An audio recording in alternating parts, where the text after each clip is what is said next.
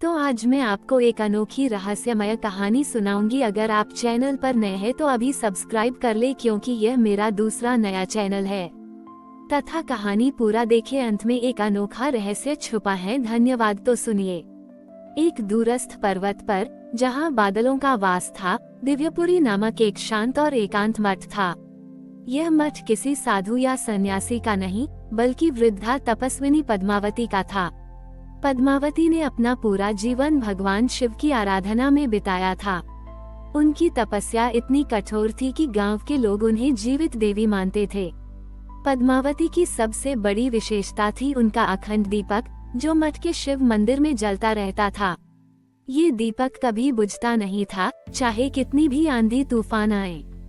पद्मावती का एक ही लक्ष्य था, इस अखंड दीपक को पूरे वर्ष जलाए रखना, खासकर श्रावण मास में, क्योंकि उनका मानना था कि इस दीपक की लौ में शिव का वास है और यह पूरे क्षेत्र को नकारात्मक शक्तियों से बचाता है।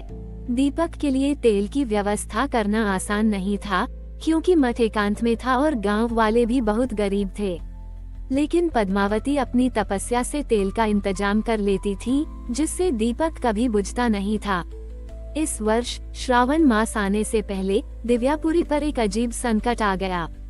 जंगल में एक भयंकर सूखा पड़ गया और तेल बनाने वाले पौधे सूखने लगे। गांव में भी गरीबी इतनी बढ़ गई थी कि लोग अपने लिए भोजन भी मुश्किल से जुटा पा रहे थे। दीपक के लिए तेल कहां से लाते? पद्मावती चिंतित हो गईं। अखंड दीपक की लौ धीरे धीरे छोटी होती जा रही थी, क्योंकि तेल की आपूर्ति कम हो गई थी। श्रावण का पहला सोमवार आया। पद्मावती ने अपने मठ के शिव मंदिर में ध्यान लगाना शुरू किया। दीपक की लौ कांप रही थी, मानो वो कभी भी बुझ सकती थी। गांव के लोग मठ में आए और उन्होंने पद्मावती से कहा, माता, इस बार तो शिव की इच्छा ही है कि दीपक बुझ जाए। हमें चिंता है कि आप इस सूखे में कैसे तेल का प्रबंध करेगी। पद्मावती ने शांत स्वर में कहा, पुत्रों, जब तक मुझ में प्राण है, ये दीपक बुझने नहीं दूंगा। शिव की कृपा से सब संभव है। दिन बीतते गए। दीपक की लौ और भी छोटी हो गई। अब वो मुश्किल से टिमटिमा रही थी। पद्मावती ने अपनी पूरी तपस्या और एकाग्रता उस लौ को जीवित रखने में लगा दी थी। वह न कुछ खाती थी, न पीती थी, बस शिव मंत्रों का जाप करती रहती थी। उसकी आंखें दीपक पर टिकी थीं और उसका हृदय शिव से प्रार्थना कर रहा था। श्रावण का चौथा और अंतिम सोमवार था। दीपक की लौ इतनी कम हो गई थी कि वो केवल एक चमकती हुई बिंदु जैसी लग रही थी। गांव के सभी लोग मठ में इकट्ठा हो गए थे, ये देखने के लिए कि क्या दीपक बुझ जाएगा। उनके मन में निराशा थी। पद्मावती का शरीर भी बहुत कमजोर हो चुका था। तभी मठ के द्वार पर एक छोटा बच्चा आया। वो बहुत गरीब दिख रहा था। उसके कपड़े फटे हुए थे, लेकिन उसकी आंखों में एक अजीब सी चमक थी। उसके हाथ में एक छोटा सा गंदा सा मिट्टी का दिया था, जिसमें थोड़ी सी सरसों का तेल था। यह शायद उसके घर का आखिरी तेल था। बच्चे ने डरते डरते पद्मावती से कहा, माता जी, मेरे पास केवल ये थोड़ा सा तेल है। मुझे पता है ये बहुत कम है, लेकिन मैं चाहता हूँ कि आपका दीपक न बुझे। पद्मावती ने बच्चे की ओर देखा। उसकी आंखों में आंसू आ गए। उसने बच्चे से वह दिया लिया। वह तेल इतना कम था कि किसी को भी लगता कि इससे अखंड दीपक एक पल भी नहीं जलेगा। पद्मावती ने उस तेल को अखंड दीपक में डाल दिया। जैसे ही तेल दीपक में पड़ा, एक अद्भुत चमत्कार हुआ। दीपक की जो लौ टिमटिमा रही थी, वह अचानक से तेजस्वी प्रकाश पुंज में बदल गई। वह इतनी तीव्र हो गई कि पूरे मठ और उसके आसपास का जंगल उस प्रकाश से जगमगा उठा। प्रकाश इतना तेज था कि किसी की आंखें चौंधिया गईं। मठ में शिव शिवालय के अंदर से ओम की ध्वनि गूंजने लगी और सभी को लगा कि स्वयं शिव प्रकट हो गए हों। बच्चा और गांव वाले आश्चर्यचकित रह गए। पद्मावती ने बच्चे की ओर देखा और उसकी आंखों में प्रेम और कृतज्ञता थी। तभी एक दिव्य वाणी गूंजी, मेरी प्यारी तपस्विनी पद्मावती, तुम्हारी तपस्या और धैर्य ने मुझे प्रसन्न किया है। लेकिन इस दीपक को जीवित रखने वाला तुम्हारा तप नहीं, बल्कि इस बच्चे का निस्वार्थ प्रेम और त्याग है। ये तेल भले ही भौतिक रूप से थोड़ा था, लेकिन इसमें इसके हृदय की पूरी श्रद्धा और अपनापन था। मैंने इसी क्षण से इस मठ के भीतर अखंड तेल स्रोत का वरदान दिया है। ये दीपक अब कभी नहीं बुझेगा और ये तेल कभी समाप्त नहीं होगा। वाणी शांत हो गई और सभी ने देखा कि मठ के ठीक पीछे, जहाँ कोई पेड़ नहीं था, वहाँ एक विशाल सरसों का पौधा उगाया था, जिससे शुद्ध तेल की धारा बह रही थी।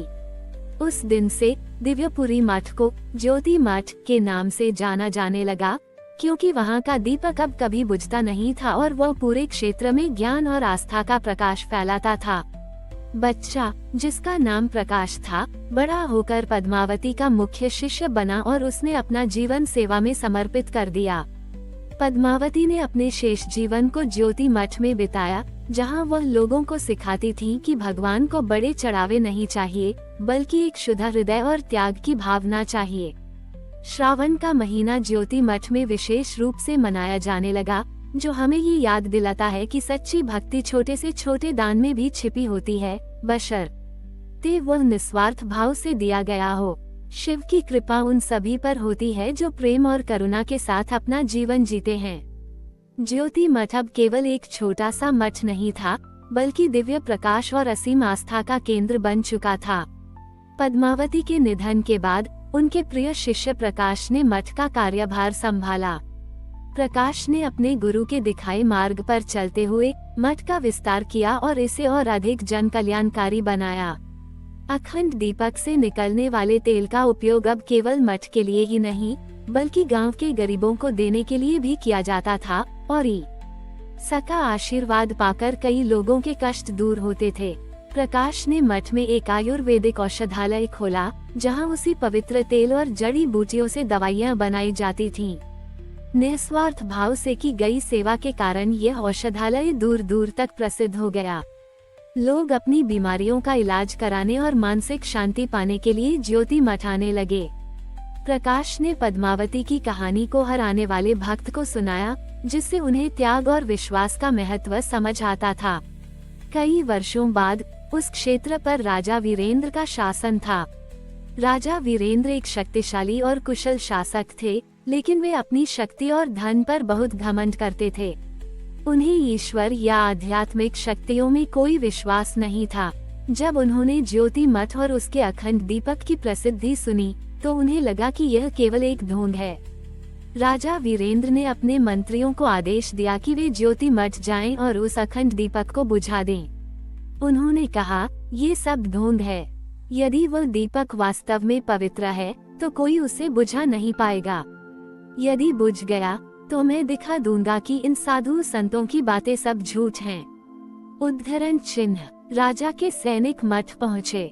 उन्होंने प्रकाश से कहा, हम राजा के आदेश पर आए हैं, हमें इस दीपक को बुझाना होगा।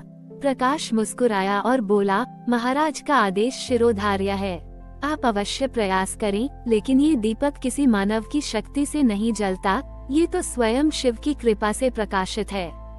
उद्धरण चिन्ह। सैनिकों ने पहले पानी से, फिर मिट्टी से और अंत में तेज हवा से दीपक को बुझाने की कोशिश की, लेकिन दीपक की लौ वैसी की वैसी जलती रही, बिना हिले डुले। वे हैरान रह गए। उन्होंने अपनी पूरी शक्ति लगा दी, लेकिन दीपक को बुझा नहीं पाए। निराश होकर सैनिकों ने राजा को वापस खबर दी। राजा वीरेंद्र को विश्वास नहीं हुआ। उसने स्वयं मठ जाने का फैसला किया। राजा वीरेंद्र अपने पूरे लाव लश्कर के साथ ज्योति मठ पहुंचा। उसने देखा कि मठ में एक अद्भुत शांति व्याप्त थी और अखंड दीपक अपनी पूरी आभा से जगमगा रहा था। राजा ने स्वयं दीपक को बुझाने का प्रयास किया। उसने अपना हाथ उस लौ के ऊपर रखा, लेकिन लौ शांत और स्थिर रही, जैसे उसे कोई फर्क ही न पड़ा हो। राजा को पहली बार अपनी शक्ति और अहंकार का खोखलापन महसूस हुआ। प्रकाश ने राजा की ओर देखा और शांत स्वर में कहा, महाराज, ये दीपक केवल तेल से नहीं जलता, ये पद्मावती मात आके त्याग और एक छोटे बच्चे के निस्वार्थ प्रेम से जलता है। ये भगवान शिव की असीम कृपा का प्रतीक है।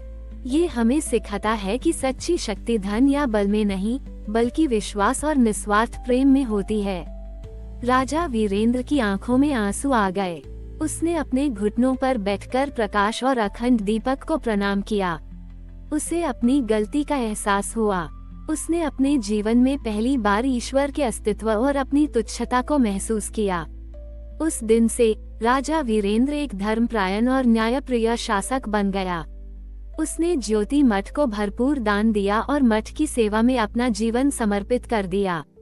उसने अपने राज्य में अध्यात्म और सेवा को बढ़ावा दिया।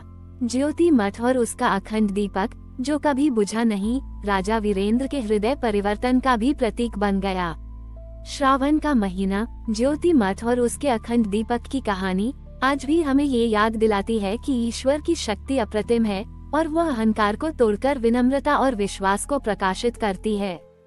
ये कहानी बताती है कि सच्चा प्रकाश कभी बुझता नहीं, चाहे कितनी भी कठिनाइयां क्यों न आए, यदि वह प्रेम और श्रद्धा से प्रज्वलित हो। हमारी और भी आध्यात्मिक एवं अनोखी कहानियां देखने के लिए हमारे चैनल पर जाएं तथा धार्मिक एवं पौराणिक अनोखी कहानियां हमारे चैनल पर है।